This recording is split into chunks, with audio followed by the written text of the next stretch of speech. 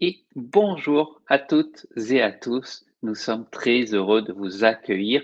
Ce soir, j'ai le plaisir d'accueillir Marie-Christine Delay. Coucou Marie-Christine. Coucou Cédric, bonsoir à tout le monde. On est là pour vous parler, d'une thématique très particulière. C'est au cœur des archives akashiques. Marie-Christine, j'espère que tu es prête. J'ai plein de questions à te poser. Si vous avez des questions aussi, n'hésitez pas, posez-les dans le chat ou alors sous la vidéo. Avant qu'on rentre dans le vif du sujet, pour ceux qui ne te connaissent pas encore, tu es énergéticienne, coach, spécialiste des archives akashiques.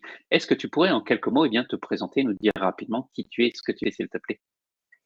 Oui, alors, écoute, effectivement, aujourd'hui, après un parcours d'une, on va dire une bonne vingtaine d'années, dans le milieu de l'entreprise et notamment dans l'industrie, essentiellement d'ailleurs dans l'industrie, je suis depuis, 2012 à mon compte et je me suis spécialisée, sur la lecture des archives akashiques, sur les archives akashiques. Je fais également un petit peu de coaching et d'accompagnement individuel, notamment par l'écriture intuitive et créative. Voilà, en gros ce que je fais, d'une manière globale. Merci à toi pour cette présentation. On va aborder ce sujet et ces enseignements, tu les as aussi regroupés dans un livre. C'était aussi pour le présenter ce soir qu'on est là. Je vais juste l'afficher à l'écran rapidement, vous Mmh. indiquer aussi que vous avez tous les liens sous la vidéo. Hop, le voici. Euh, c'est un livre publié aux éditions du Lotus et l'éléphant.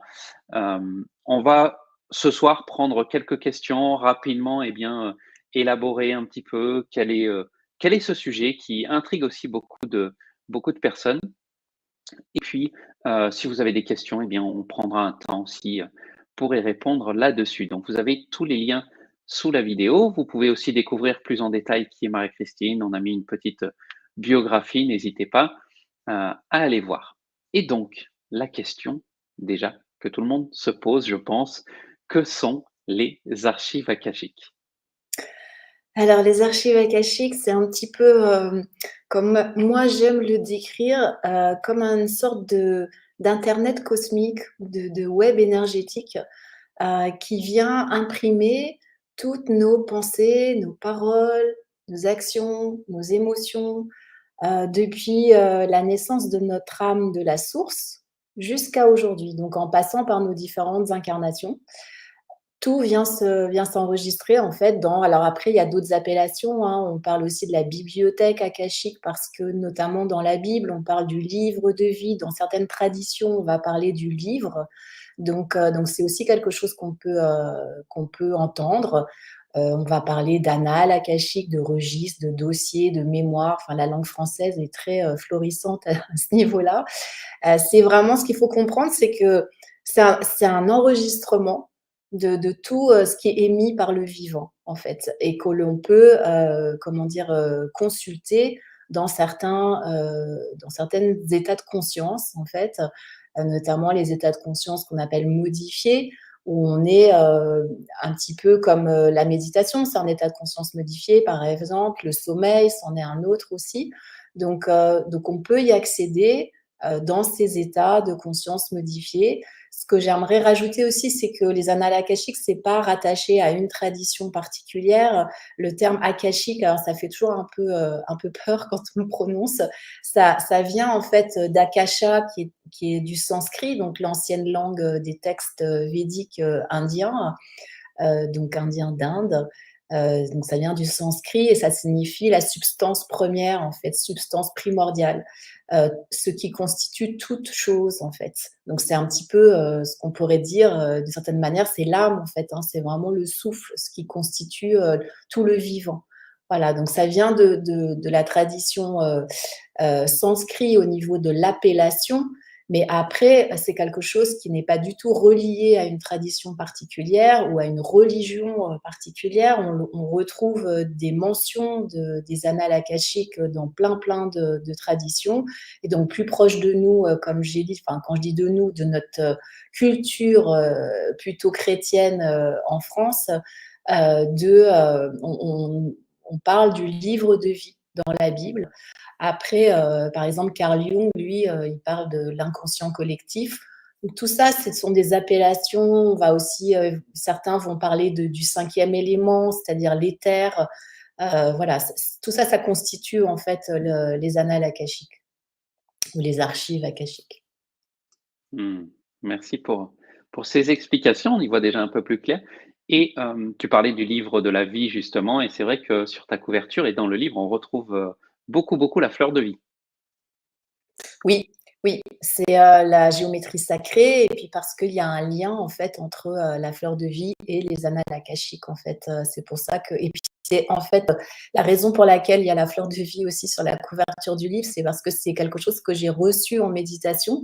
J'ai vraiment eu ce symbole qui m'est arrivé en méditation et donc après je suis allée faire des recherches. Alors je connaissais déjà hein, la fleur de vie, mais je suis allée faire des recherches et c'est en recherchant de mémoire, c'était sur Wikipédia, que j'ai trouvé le lien entre la fleur de vie et les archives akashiques. Et donc, je me suis dit, ah bah, je comprends pourquoi j'ai reçu cette image, en fait, lors d'une méditation. Et pour moi, ça venait valider le fait d'avoir trouvé cette information sur Wikipédia, ça venait valider que l'information que j'avais reçue en méditation, elle était juste. Voilà, alors ça ne veut pas dire que je fais 100% confiance à Wikipédia, hein, bien évidemment, mais en tous les cas, voilà, là, c'était comme une sorte de synchronicité pour moi qui venait valider l'information que j'avais reçue. Parce que j'ai besoin encore aujourd'hui d'avoir des validations régulièrement. Je crois qu'on en a tous besoin à un moment ou à un autre. Et, euh, et du coup, est-ce que tout le monde peut accéder à ces archives? Alors potentiellement oui, c'est pas réservé, à une catégorie de personnes ou à des initiés, potentiellement tout le monde peut y accéder donc comme je disais tout à l'heure, par un état de conscience modifié. Maintenant ça veut pas dire que parce que tout le monde peut y accéder, que tout le monde va y accéder. Si je fais un parallèle, j'aurais envie de dire que potentiellement tout le monde peut parler une langue étrangère. Il peut apprendre une langue étrangère. A priori, je ne vois pas de raison particulière pourquoi ce ne serait pas possible. Mais en même temps, ça ne veut pas dire que tout le monde va arriver à parler cette langue étrangère. Ben là, pour moi, c'est un petit peu la même chose. C'est quelque chose qui est accessible à tous, mais tout le monde déjà ne va pas ressentir un appel ou ne va pas être intéressé à aller explorer ce sujet-là. Et ensuite, ben, même si je vais chercher à y accéder, je ne vais pas forcément y arriver. Voilà, alors pourquoi je ne vais pas y arriver? Je ne suis pas sûre d'avoir une réponse, je ne suis pas sûre qu'il n'y en ait qu'une, mais il y a une chose qui est certaine, c'est que pour pouvoir accéder à ce plan vibratoire, comme à d'autres plans vibratoires, hein, comme les anges, les archanges, les esprits de la nature, par exemple, ou les défunts, en fait, il faut être hyper centré, aligné, et notamment dans le cœur. Et ça passe par la connexion au cœur. Donc, si je suis quelqu'un qui est beaucoup dans mon mental, qui est beaucoup dans l'émotionnel, ça va être un gros challenge de pouvoir accéder à autre chose que, j'ai envie de dire, ce à quoi on accède en état de veille ordinaire dans le quotidien. Donc, c'est de la même manière, la méditation, elle est accessible à tous, elle n'est pas réservée à des initiés ou à une élite, sauf que bah, tout le monde ne va pas arriver à méditer parce que ça demande de se poser, de se centrer, de faire taire son mental. Et ça, c'est quelque chose qui n'est pas toujours accessible facilement à tout le monde. Maintenant, c'est une pratique, c'est un entraînement. Et j'ai envie de dire, le fait de pouvoir accéder à d'autres plans de conscience, d'autres vibrations et de pouvoir canaliser, bah, pour moi, c'est aussi une pratique à un moment donné, même si il y a des personnes qui, voilà, dès l'enfance, il y a des enfants qui ont accès à d'autres plans vibratoires et qui n'ont pas d'efforts particuliers à faire. Il n'empêche qu'en grandissant, la plupart des adultes qui avaient des facultés comme ça enfants vont dire que oui, bah, ça demande quand même un minimum de centrage, d'être dans un espace de paix intérieure. Sinon, c'est très difficile. Ça fait trop de parasitage, en fait. Oui et puis, comme tu le dis, il y a une voie, je pense, pour chacun, d'y Oui, accéder. C'est aussi beaucoup de pratique, de trouver ses propres fonctionnements aussi. Donc c'est aussi un voyage intérieur, je dirais, oui. un parcours à faire et donc tu parles de l'ouverture du cœur, de vraiment suivre la voie du cœur et aussi dans le livre d'accéder à la voix de l'âme. Est-ce que tu pourrais définir un petit peu ce que c'est pour toi, bah, cette voix du cœur, cette voix de l'âme? Bah, la voie du cœur, l'ouverture du cœur, c'est vraiment, un état de réceptivité, se mettre en état de réceptivité. C'est-à-dire, ça veut dire quoi? Ça veut dire ne rien attendre. Parce que dès que je suis dans une attente, en fait, d'ailleurs, quelle est la partie de moi qui est dans une attente? C'est mon mental, c'est mon ego, en fait. Parce que le cœur, l'âme, l'intuition ne sont pas dans une attente, en fait, s'en fichent complètement.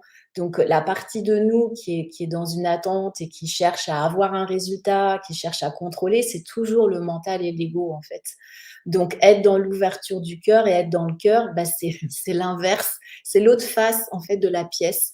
C'est-à-dire qu'il y a une face qui va être le mental et l'autre, ça va être le cœur. Et donc, c'est de se brancher sur la partie qui n'attend rien, en fait, qui est juste là, en état de réceptivité, et qui est connectée à la voix de l'âme. Donc, c'est la partie la plus grande en nous, la dimension infinie en nous, en fait, donc la dimension sacrée, la dimension spirituelle.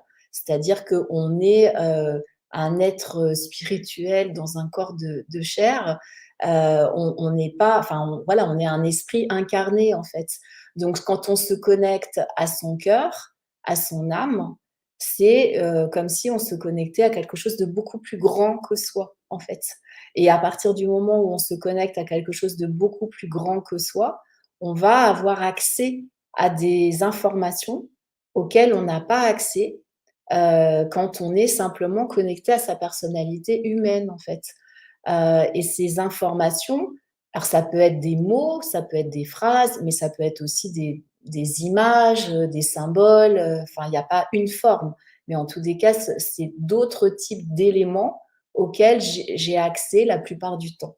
Voilà, parce que justement, je vais être en connexion avec mon cœur, avec l'intuition, c'est la manière par laquelle le cœur ou l'âme vont s'exprimer, en fait. Et donc, l'intuition, ça va être je sais pas, des fulgurances, des trucs qui nous sortent de nulle part. D'un coup, on pense à quelque chose alors qu'on voilà, on était sur un autre sujet. Ça peut être des signes qu'on va nous mettre sur notre chemin. Ça peut être des synchronicités. Voilà, tout ça, ça fait partie en fait j'ai envie de dire, de l'attirail qu'utilise la vie, l'univers, comment dire, les guides, l'âme, après son guide intérieur, sa sagesse intérieure, sa petite voix, on peut mettre tous les mots qu'on veut, peu importe, j'ai envie de dire, enfin tous les mots qui nous parlent, c'est ça qui est important. Et c'est comme ça en fait que la vie va nous parler. Parce que si euh, on est trop dans notre tête, bah, quand on est trop dans notre tête, on n'entend pas en fait toutes ces informations-là. C'est pour ça qu'on conseille, que toutes les traditions vont conseiller de s'intérioriser, soit par la méditation, soit par la prière, d'être dans une posture d'introspection, d'intériorisation. Parce qu'à ce moment-là, le mental, il va se calmer, en fait. Et à partir de là, bah, la voix de l'âme, elle va pouvoir être entendue. Sinon, bah, on fait trop de bruit, en fait, avec notre mental. Il est tout le temps en train de nous dire qu'il y a un truc à faire, quelque chose qu'on n'a pas fait. Il nous amène dans le passé, dans le futur. Il nous éloigne totalement du présent. Et le présent, c'est vraiment la temporalité de l'âme, en fait, de l'intuition, du cœur. L'âme, elle n'est pas dans le passé ou dans le futur. Elle est vraiment, on va la contacter en étant dans le présent, en étant vraiment à l'écoute de ce qui se passe dans l'instant.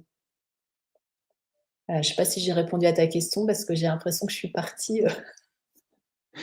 Tu y as très, très bien répondu et en plus, ce que j'aime dans le livre aussi, c'est qu'il y a des petites phrases de temps en temps, tu sais, qui sont, mises en avant, hein, qui ressortent un petit peu du texte à certains endroits et il y en a qui illustrent très bien là, ce que tu es en train de dire. Par exemple, on peut lire: «Lorsque l'on suit son cœur, tout s'aligne miraculeusement» et en fait, ça résume, ça revient à des choses simples aussi qu'on sait déjà. Principalement, il y Mmh, a beaucoup de choses qu'on sait et mmh.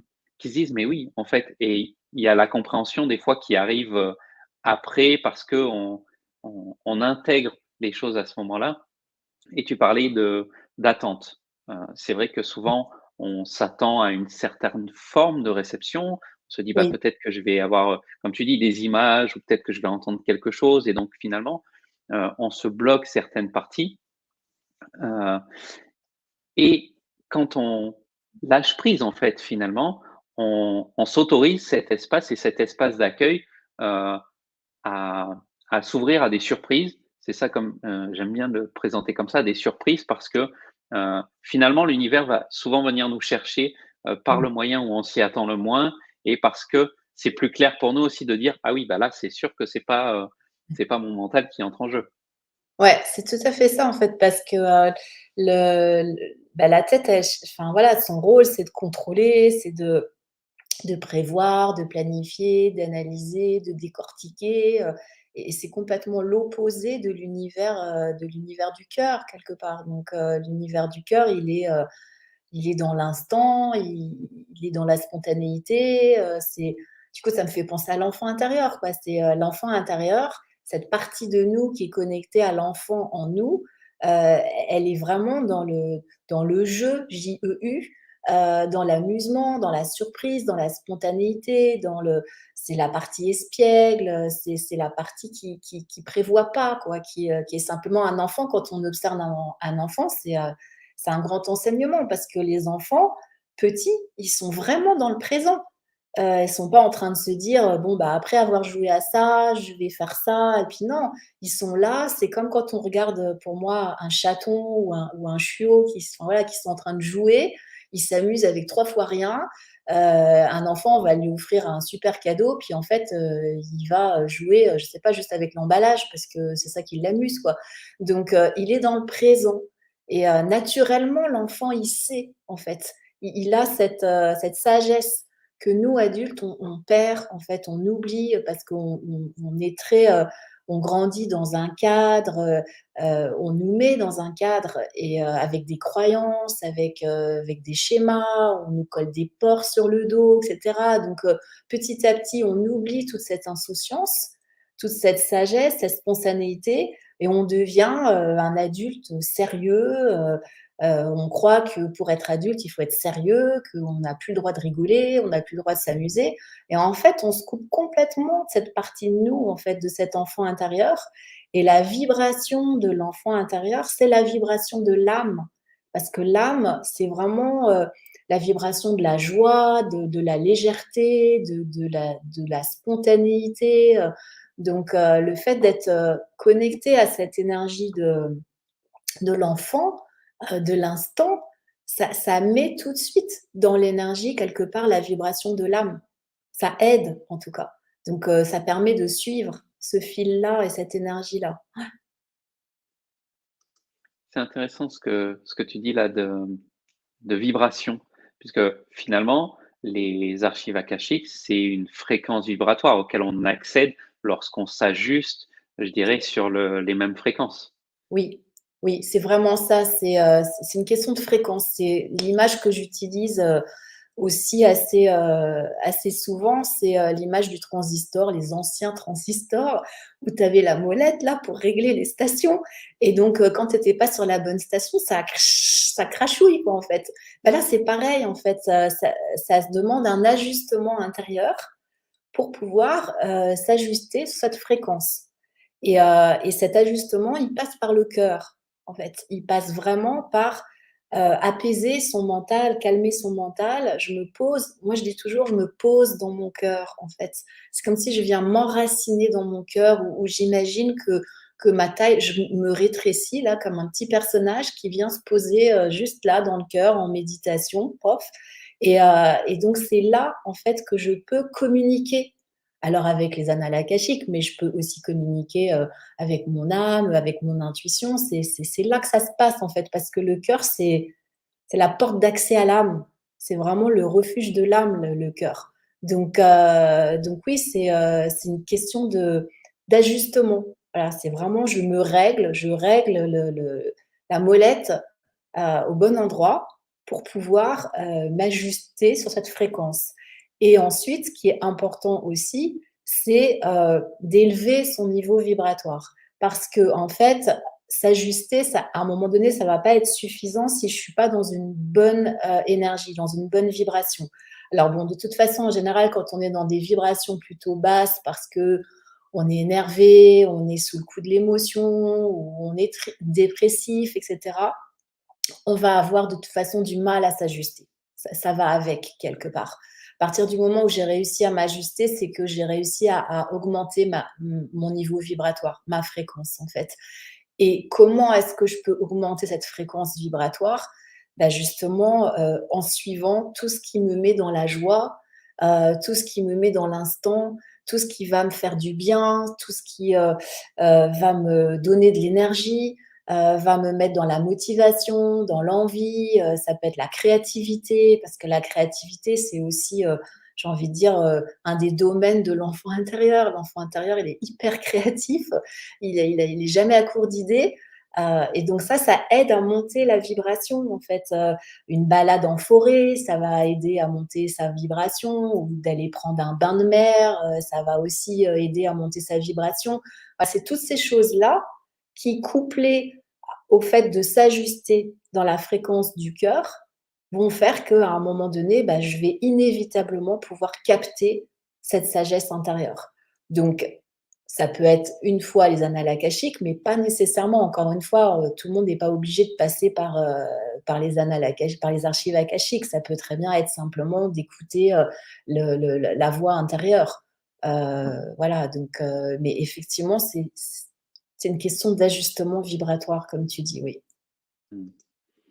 Mmh. Et ce qui me semble important, qu'on vient de soulever, finalement, c'est que, c'est pas en faisant des choses, en pratiquant, de la méditation, des choses comme ça qu'on va pouvoir se connecter. En fait, c'est vraiment un état d'être, c'est Oui. partir de soi, c'est qui je suis, comment je me sens et Mmh. c'est à partir de là qu'on va, en fait, dans cette direction, heu, de connexion. Ouais, c'est vraiment ça, c'est un état d'être. C'est de toute façon, pour moi, tout est une question de posture intérieure. C'est-à-dire que, la liberté, c'est un état intérieur. La joie, c'est avant tout un état intérieur. La joie, c'est pas forcément être dans l'exubérance, enfin, c'est pas nécessairement ça. C'est quelque chose qui naît intérieurement. Ce sont des graines qu'il faut faire pousser à l'intérieur de soi. C'est pas des choses qui se trouvent à l'extérieur. Et donc effectivement, bah, ça demande quand même ça demande quand même une pratique, si tu veux, dans le sens où, si quelqu'un n'a pas l'habitude de se poser, de se centrer, voilà, ça va lui demander un entraînement au départ, une pratique, voilà. De la même manière que, comme je dis, bah, quand on apprend à écrire, à compter, à lire, bah, on répète, on répète, on répète, jusqu'à ce que ça devienne, quelque chose d'assez naturel. Là, c'est la même chose, sauf que la différence, c'est que c'est pas, à envisager avec la volonté, en fait, avec le côté je force, avec le côté effort. Parce que là, la partie de nous qui est dans la volonté, dans l'effort et la force, c'est le mental, encore une fois, c'est l'ego. Et donc là, ça marche pas. Ça marche pas. Parce que tant qu'on est branché sur son ego, on peut pas accéder à autre chose. C'est pas possible, en fait. Donc c'est là où il y a effectivement besoin de trouver, sa voie à soi, VOIE, qui va permettre de se poser en soi, en fait. C'est pour ça que j'ai dit, bah, voilà, il y en a, ça va être la méditation, d'autres, ce sera par exemple d'aller se balader, ça va les apaiser, ça va les calmer. Ça peut être d'écouter une musique, qui va élever l'âme et donc élever le niveau vibratoire. Il y a pas Enfin, pour moi, il y a pas une voie, en fait. Il y a celle qui est juste pour soi. Et c'est hyper important d'écouter, en fait, son rythme intérieur.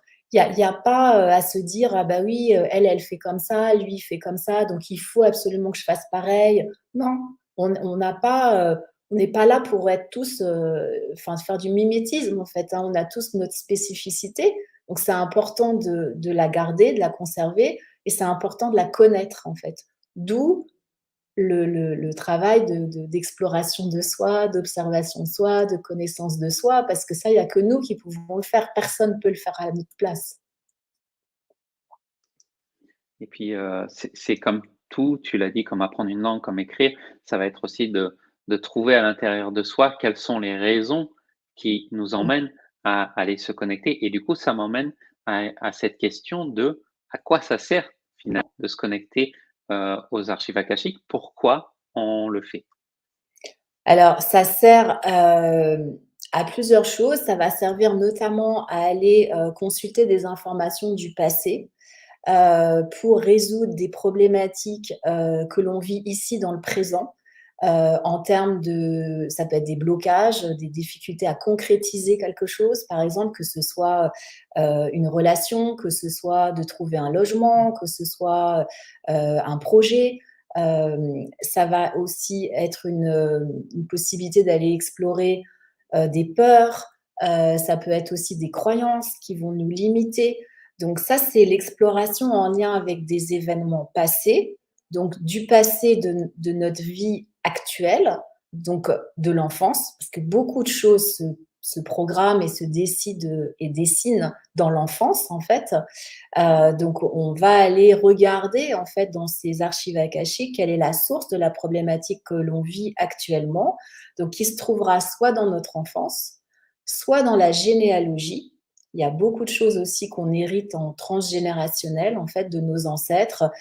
Si par exemple, il y a un ancêtre qui a, je sais pas moi, qui a vécu une trahison, qui a entraîné une faillite, ça peut avoir imprimé comme information dans l'inconscient familial, réussir, c'est pas une bonne idée parce que derrière, il va y avoir une perte d'argent et une faillite, et donc je peux inconsciemment générer des schémas d'échec, en fait.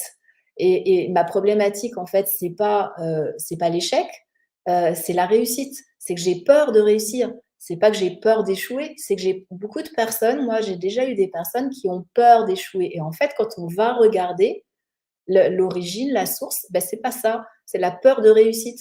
Parce que peut-être, effectivement, il y a eu un ancêtre qui, à un moment donné, a réussi, et puis ça a entraîné de la jalousie, et puis il y a eu voilà, des trahisons, il y a eu une faillite, etc. Donc, la généalogie et les ancêtres, il y a vraiment beaucoup, beaucoup d'informations qui peuvent avoir un impact sur nous aujourd'hui.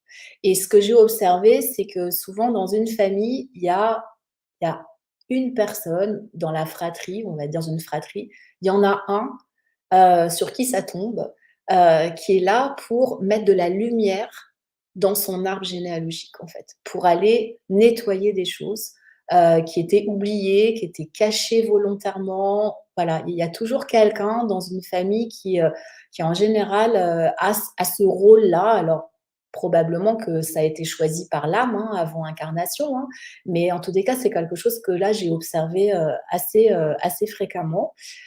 Et puis, l'autre possibilité d'origine de la problématique dans le passé, ça peut être une vie antérieure. Voilà, ça peut être une vie sur une autre ligne de temps. Donc ça, c'est les 3 sources possibles quand on regarde des blocages, des peurs, des choses qui nous empêchent d'avancer ici et maintenant. Donc ça, c'est l'intérêt, entre autres, du travail dans les archives akashiques, c'est de pouvoir se libérer. On va avoir accès à l'information, ça va amener une prise de conscience, et ensuite, on va avoir accès à un rituel ou un protocole, si tu veux, un acte symbolique, que la personne, elle fera en dehors de la séance, de lecture de ses archives akashiques. Là, c'est sa responsabilité, c'est son libre arbitre, j'ai envie de dire, qu'elle va mettre en place pour pouvoir ancrer dans la matière la libération, en fait. Parce que c'est important de poser des actes, puisqu'on est des êtres incarnés, donc c'est important de travailler aussi sur la matière, parce que c'est la matière qui va, au final, témoigner du changement. Donc ça, c'est toute une partie du travail, d'aller explorer des choses du passé qui ont une influence sur notre vie dans le présent. On peut aussi interroger les archives akashiques sur, par exemple, des projets. qu'on souhaite mettre en place. Et du coup, on va avoir des informations sur potentiellement des conseils qu'on va nous donner, sur des étapes ou sur des ressources que l'on peut utiliser, qu'on peut réactiver. Voilà, ça c'est des informations aussi. C'est pas des prédictions, hein, ça j'insiste, c'est pas de la voyance, c'est pas des prédictions. On a notre libre arbitre, donc les informations qu'on va recevoir en lien avec un futur, ce sont des potentialités. Sauf que ces potentialités, pour moi, le futur, c'est des lignes de temps qui bougent en permanence, en fait, en fonction des choix que je fais à chaque instant. Euh, Si je décide d'emprunter la porte de droite, bah, je vais écrire un futur qui sera différent de celui que j'aurais eu si j'avais choisi la porte de gauche, en fait. Donc, mon libre arbitre, il est là. Il est dans les choix que je fais à chaque instant. Sachant que les choix que je fais, parfois, j'ai l'impression de ne pas avoir le choix. Et pourquoi je dis ça? Parce qu'en fait, j'ai dans ma croyance que faire un choix, ça doit forcément être un choix agréable qui me fait du bien. Mais le truc, c'est que parfois, il y a des choix qu'on fait, on a l'impression que c'est des non-choix, mais c'est quand même un choix. Le fait de ne pas faire de choix, d'ailleurs, c'est un choix aussi. Donc, c'est bien la preuve qu'on fait des choix à chaque instant, en fait. Donc, notre libre arbitre, il est là, en fait. Même s'il y a des tas de choses qui sont écrites avant incarnation, qu'on a choisi en tant qu'âme avec nos guides et avec d'autres âmes, il n'empêche qu'on a quand même des choix à chaque instant.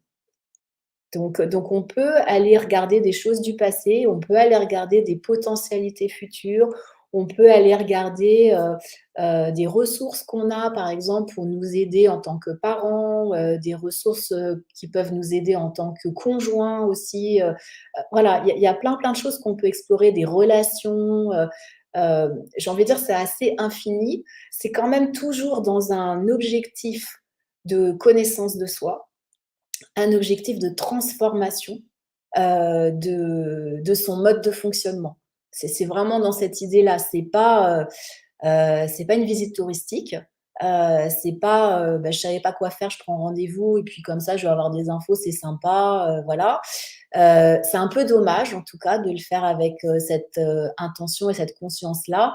Maintenant, si on vient à une séance avec vraiment l'envie profonde de changer les choses et donc de changer de niveau de conscience, bah, du coup, là, on va avoir des éléments tangibles hyper utiles, quoi.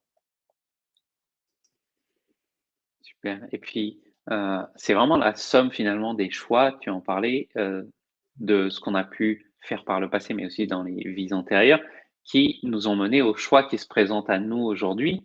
Et ce que je vois qui est quand même assez fabuleux, c'est qu'on a finalement tout le loisir de pouvoir modifier, de pouvoir, réajuster finalement les choix qui vont se présenter à nous dans le futur. Et c'est cette notion qui me semble très importante, dont on parlait de responsabilisation et de Mmh. dire: «OK, je reprends mon propre pouvoir personnel».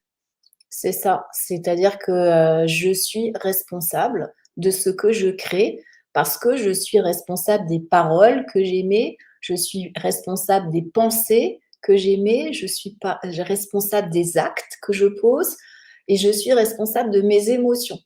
Donc c'est en ça que je suis créateur et que je suis donc responsable de mes créations. Et à chaque instant, quand je dis quelque chose, quand je pense quelque chose, quand j'agis, ça vient s'imprimer en fait dans mes archives akashiques. Ça laisse une trace. Donc ça responsabilise l'être que je suis et ça donne envie d'être vigilant en fait à ce que je vais dire, à ce que je vais émettre comme pensée, parce qu'elles vont avoir, mes pensées, un impact à un moment donné. Mes émotions vont avoir un impact sur moi, mais elles vont avoir un impact sur tout ce qui m'entoure. Mes pensées, pareil, mes paroles, pareil. Donc, c'est effectivement, ça met dans la responsabilisation individuelle. Et ça, c'est super important parce que on n'est pas dans qu'est-ce que je dois faire et puis ça doit être facile. Non, c'est malheureusement ou peut-être que, enfin malheureusement pour la personnalité humaine, c'est pas si facile que ça. Et heureusement que c'est pas si facile que ça parce que sinon l'âme, elle viendrait pas apprendre des choses. Et le but de l'incarnation, c'est quand même pour l'âme d'apprendre, d'évoluer. Et ça veut dire quoi? Ça veut dire de changer de niveau de conscience. C'est-à-dire d'avoir des prises de conscience, parce que je ne peux changer et évoluer sur une situation ou une relation que si j'ai une prise de conscience. Si je change pas mon regard, je vais tout le temps avoir le même résultat. Je vais changer de relation, mais je vais créer à nouveau la même chose parce que j'aurais agi depuis le même espace intérieurement. Donc, si je veux avoir un résultat différent, il faut que je change un paramètre. C'est comme quand je fais un gâteau, par exemple. Je suis la liste des ingrédients. Si je ne suis pas satisfaite du résultat du gâteau et que je refais la même chose, bah, je risque de à nouveau pas être satisfaite, quoi. Il y a un moment donné, il va falloir que je change quelque chose, soit dans les proportions, soit dans le temps de cuisson, soit, je ne sais pas, dans la qualité des aliments. Mais il va falloir que je change quelque chose. Si je veux avoir un autre résultat, je ne peux pas me dire c'est à l'autre de changer. C'est extrêmement prétentieux de dire ça. Et en plus, ça donne du pouvoir à l'autre. Mais moi aussi, j'ai du pouvoir. Donc pourquoi est-ce que je ne le prendrais pas, mon pouvoir? Pourquoi est-ce que je ne l'utiliserais pas? En fait, c'est ça la responsabilisation, c'est ça le fait d'être créateur. Et ça, c'est super important pour pouvoir après acter des changements de conscience, en fait, et donc créer autre chose, avoir un autre résultat. Je trouve ça assez fabuleux. C'est vraiment une question de perception. On pourrait se dire, bah, finalement, me responsabiliser, c'est dire: «Oui, mais c'est moi qui ai créé tout ça et je ne suis pas satisfait de ce qui est là ou quoi». Mais finalement, c'est aussi l'infinie possibilité de créer autre chose et c'est moi-même qui peux le faire. Donc c'est à moi finalement de jouer et de mettre en marche, pour avoir des résultats différents. Alors, avant de se quitter, on a une question de Sophia et tu parlais tout à l'heure, bah, de personnes qui vont aussi en consultation, on peut venir, bah, te voir, mais il y a aussi énormément de monde qui font ces pratiques. C'est qu'en est-il des annales akashiques perçus par un tiers? Je pense qu'il y a une notion de validation quelque part intérieure, tu vois, au travers de cette question. Oui, en fait, alors quand on accède soi-même à ces archives akashiques, le plus grand, frein, c'est effectivement notre mental, hein, comme je l'ai dit, c'est-à-dire, est-ce que l'information que je perçois ou que je crois percevoir vient de mon mental ou est-ce qu'elle vient d'une autre source? Voilà, et donc des archives akashiques en l'occurrence. Ça, c'est la grande question quand on est juste avec soi-même, effectivement. Bon, pour moi, c'est assez facile avec l'habitude, l'expérience et la pratique de discerner, est-ce que l'information, elle vient de mon mental ou est-ce qu'elle vient d'ailleurs? En général, quand l'information vient du mental, soit elle va me brosser dans le sens du poil et auquel cas là, c'est l'ego qui parle, soit elle va être, à juger, à critiquer, à dire: «Oui mais», là, c'est le mental, OK? C'est le mental qui cherche à trouver, à récupérer l'affaire, en fait. Quand c'est une autre source d'information, c'est déjà vibratoirement, c'est pas du tout la même chose. Les mots utilisés sont pas forcément, ceux que notre mental va utiliser habituellement. Voilà, c'est des informations qui peuvent, nous surprendre et en tous les cas, c'est des informations qui vont nous toucher. Alors qu'en général, ce que dit notre mental, ça va pas nous toucher de la même manière. Ça peut venir nous agacer, ce que dit le mental, mais ça va pas nous toucher dans notre cœur, en fait. Alors que là, les informations, elles touchent dans le cœur, en fait. Vraiment, il y a quelque chose qui vient toucher profondément. Donc ça, c'est quand on le fait soi-même. Alors l'intérêt, effectivement, d'aller voir une personne qui accède aux annales akashiques à notre place, c'est quand on va douter, quand on ne va pas se faire confiance, ou quand on n'est pas en mesure de s'ajuster sur cette fréquence. Parce qu'encore une fois, tout le monde ne peut pas, n'y parvient pas parce qu'il y a des gens qui sont trop dans leur mental et qui vont être trop dans le doute, en fait. Donc le fait d'aller voir quelqu'un d'autre, va, permettre d'accéder aux informations, du coup, plus facilement. Et comment est-ce que je vais savoir si les informations que la personne, elle me transmet, ce sont les justes et bonnes informations? Ben, en fait, je le ressens. En tant que consultant, je vais le ressentir. Euh, Par exemple, enfin, j'ai fait une séance ce matin, ma cliente, elle m'a dit, mais c'est impressionnant, la justesse des mots, la précision. Voilà, elle dit, c'est vraiment les mots que moi j'utilise. Mais moi, c'était pas du tout mon vocabulaire, quoi. C'est pas du tout des mots que j'utilise pour décrire les mêmes situations, admettons. Donc voilà, donc c'est en ça que là, la personne qui va consulter va pouvoir valider que l'information qu'on lui transmet, elle est vraiment juste pour elle. Parce que ça va lui parler, en fait. Ça va parler à son corps, j'ai envie de dire. Il y a des choses, elle peut se sentir frissonner ou pétiller, ou je sais pas, ça va lui parler dans son corps, en tout cas dans son cœur. Je sais pas si j'ai répondu à la question de Sophia, mais Si, si, très clairement. Merci pour cette réponse et merci Sophia pour cette question. Alors, eh bien, on va arriver au terme de ce moment ensemble. En tout cas, déjà, merci beaucoup Marie-Christine pour ton stage et pour avoir pris le temps, eh bien, d'être là avec nous, de nous offrir tes connaissances et cette ouverture qui va nous permettre, eh bien, de voir aussi si c'est quelque chose qui nous correspond, qui nous appelle pour suivre une démarche dans ce sens-là. ben, merci à toi, Cédric, de m'avoir donné cette opportunité. Et puis, ben, merci à toutes les personnes qui nous ont rejointes et celles qui nous écouteront en différé. Oui, donc n'hésitez pas à nous laisser, eh bien, des commentaires. On pourra revenir, voilà, vraiment vous répondre sous la vidéo. Alors, euh, tous ces enseignements, on y revient, c'est aussi donc regroupé dans le livre publié aux éditions du Lotus et l'éléphant au cœur des archives akashiques, avec eh bien cette magnifique couverture. Et pour terminer, eh bien, je vais prendre une citation qui est dans ce livre et que j'ai beaucoup aimé, qui est tous les pouvoirs dorment dans ton esprit, comme les diamants dans la mine. Il ne tient qu'à toi d'y descendre, muni de la lampe de la sagesse. Je trouve ça vraiment fabuleux. Ça résume beaucoup de choses qu'on a parlé, cette notion aussi de responsabilité. Donc, je vous recommande vivement, en tout cas, euh, cet ouvrage. Vous avez les liens, eh bien, dans la description. Euh, donc, voilà. Merci à vous tous de nous avoir suivis. Merci Marie-Christine pour ce moment. Merci Cédric, merci à tout le monde. Je vous dis à très bientôt et au revoir à tous. Très bonne soirée. On vous souhaite le meilleur et plein d'exploration de ces archives akashiques. Au revoir à tous. Au revoir.